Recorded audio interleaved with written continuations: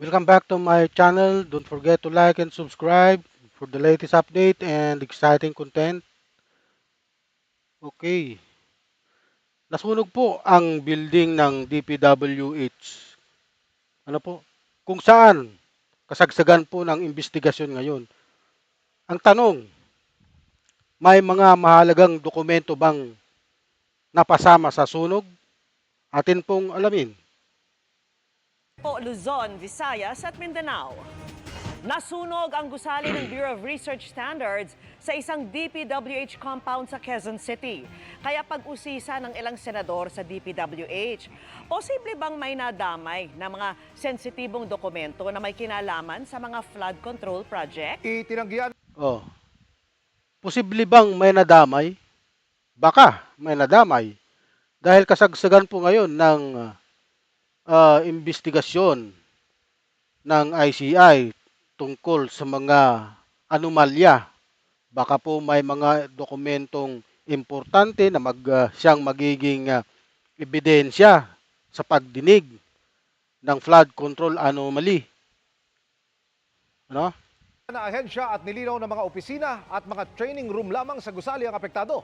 Pinaiimbestigahan na rin ng ombudsman kung sinadya ang sunog. Paano nila nalaman na walang mga dokumentong mahalagang dokumentong nasunog? Hindi pa naman nila naiimbestigahan, di ba? Katutok si Chino Gaston. Ayan po. Dinatnan naming may maitim na usok sa pangatlong palapag ng Bureau of Research Standards Ayan po ang sunog, ano? Napakaitim ang suusok na lumalabas sa gusali ng DPWH dito sa Quezon City, no? sa loob ng DPWH Mimaropa Compound sa Quezon City, pasado 1:00 ng hapon.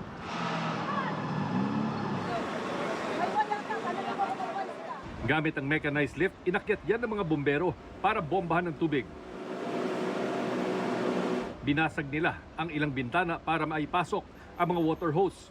Sa kapal ng usok, kinailangang mag-hazmat suit at rebreather ang mga bomberong pumasok. Nagkahiwa pa ang isang fire volunteer pero ligtas na.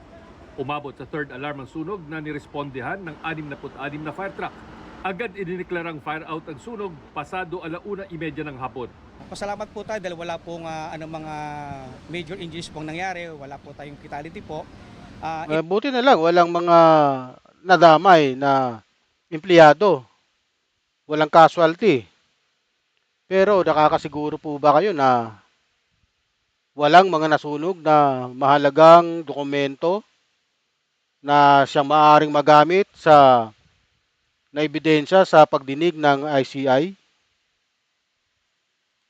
In less than an hour po, napatay po agad natin yung sunog. Ang sunog sa DPWH compound, pinag-usapan sa pagdinig sa Senado kaugnay sa mga anomalya sa mga flood control project. Yan ang Alam mo sinasabi. naman doon. This is actually Region 4B, the Regional Office 4B of the DPWH. Regional Office 4B ng DPWH, no? 4B. Yes, Your Honor. Mindoro. Mindoro. Ito po yung dito po ang site ng testing materials ng DPWH na mga suppliers like semento, mga bakal. Wala mga dokumento ron. Of course, meron po, Your Honor. Naku. So, Yung mga Ayan, may dokumento raw.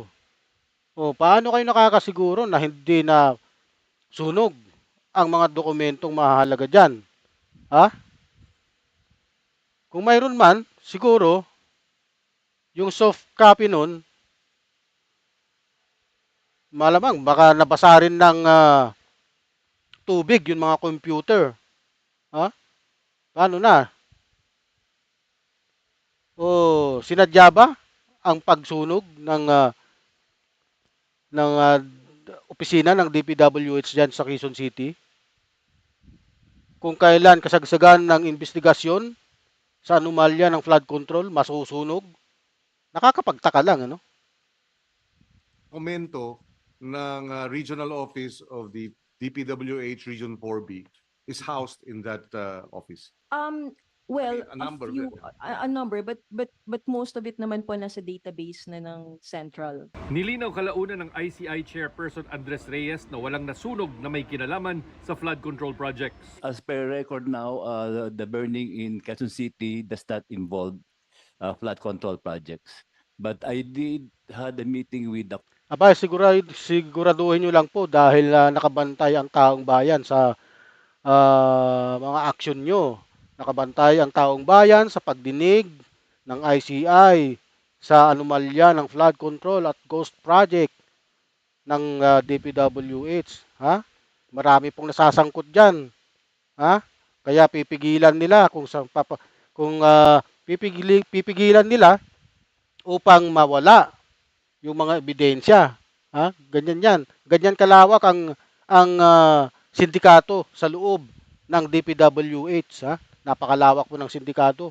Mula Luzon hanggang Mindanao po yan. No? COA, and I told him that you have to secure all the records of the COA because as an investigator before with the ombudsman, I know that there's a tendency for the criminals to burn down the office. Pinawi rin ng Director ng DPWH Bureau of Research Standards ang pangamba na may mga sensitibong dokumentong nasunog sa apoy. Wala po kaming dokumento dito na tungkol doon sa mga projects na under investigation dahil po ang testing of material. Ang tanong, bakit nasunog? Maganda yung building na yan. Ha? Kompleto yata yan sa sprinkler. Yung sisirit yung tubig kung may na-detect na mainit. May mga smoke detector yan. Imposible naman na hindi nag-release yung tubig dyan. Oh? Paano yung mga computer dyan? Nabasa ng tubig.